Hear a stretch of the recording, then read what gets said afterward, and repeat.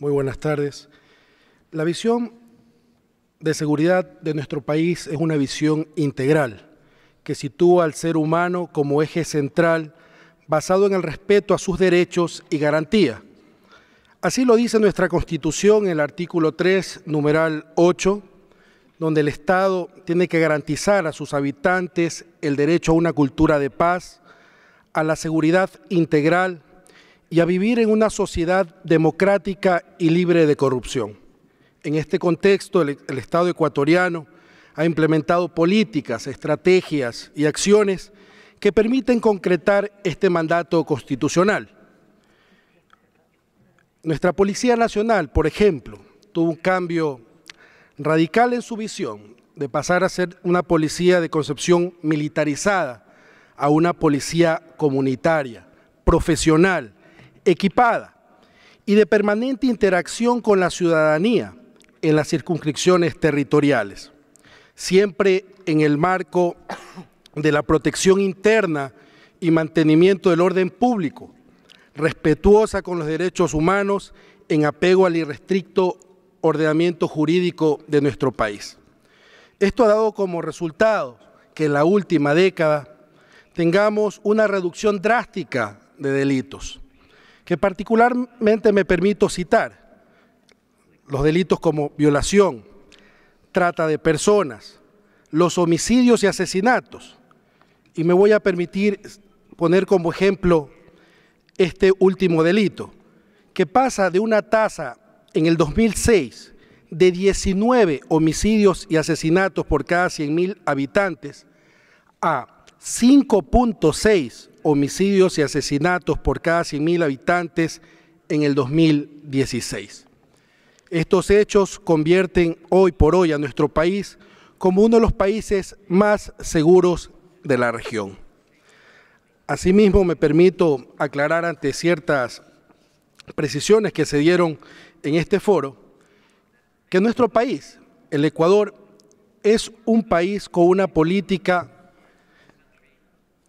establecida, muy clara, de una sociedad desarmada. Es un país libre de armas. Somos una sociedad de paz y de convivencia social pacífica. Tenemos un instrumento jurídico que es la ley de armas para poder otorgar permisos de porte y tenencia en casos excepcionales y particulares. En diciembre del 2015, la Asamblea Nacional aprobó una enmienda constitucional al artículo 158, que permite a nuestras Fuerzas Armadas, además de su misión fundamental de la defensa de la soberanía y la integridad territorial, apoyar de forma complementaria en la seguridad integral del Estado conforme a la ley. Por ejemplo, viabilizar el marco legal para la participación de Fuerzas Armadas en atención a desastres naturales y antrópicos, el combate a delitos relacionados con sustancias sujetas a fiscalización, el control a la minería ilegal. Para ejecutar estas acciones, todos los miembros de las Fuerzas Armadas, sus tres ramas, el Ejército, la Marina y la Aviación, tienen una formación y capacitación en derechos humanos. Se han establecido protocolos muy claros para las interacciones entre instituciones, pero sobre todo con la sociedad civil. Asimismo, quiero precisar que hasta el momento no se han presentado ningún caso, repito, no se ha presentado ningún caso de exceso en la aplicación progresiva de la fuerza por parte de la fuerza pública, es decir, por parte de Fuerzas Armadas y Policía Nacional. Nuestro país, como ustedes lo conocen, en los 2 últimos años ha soportado varios fenómenos y desastres naturales. Hemos tenido que nos han obligado a activar instrumentos constitucionales y legales, como son los estados de excepción o los estados de emergencia. En agosto del 2015, la activación del volcán Cotopaxi, cuya última erupción en 1877 afectó de forma directa 2 provincias de nuestro país y su ceniza se propagó a todo el territorio ecuatoriano, afectando la salud, la producción y extensos cultivos en nuestro país. Con los informes técnicos del Instituto Geofísico y de la Secretaría de Riesgos, era necesario establecer estados de excepción o de emergencia que permitan tomar todas las medidas para proteger los derechos y garantías de la población ante una eventual erupción.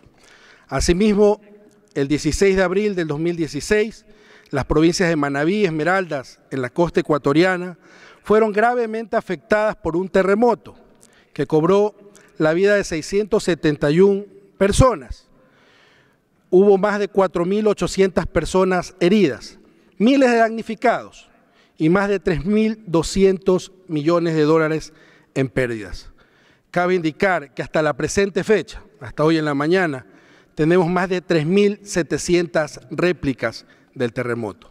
Por estas razones, fue necesario implementar un estado de excepción o emergencia para atender a estas dos provincias. La atención brindada a la población ha sido integral e inclusiva, con énfasis prioritario a las personas más vulnerables, entre ellas a las personas con discapacidad. Se atendieron o se establecieron 30 albergues y se atendieron a más de 12.000 personas. Hoy por hoy tenemos 3.201 personas en 14 albergues y estimamos hasta el mes de junio de este año cerrar todos los albergues. Se ha entregado ayuda humanitaria a más de 1 millón de personas.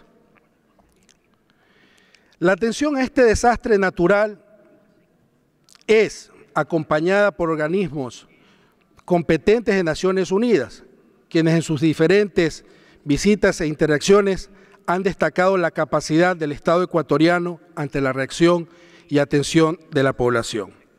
Quiero precisar además que en nuestro país los estados de excepción o de emergencia han permitido proteger los derechos fundamentales de los ciudadanos y garantizar la atención y ayuda humanitaria a la población inmediata, con los recursos humanos, económicos, técnicos, operativos que sean necesarios.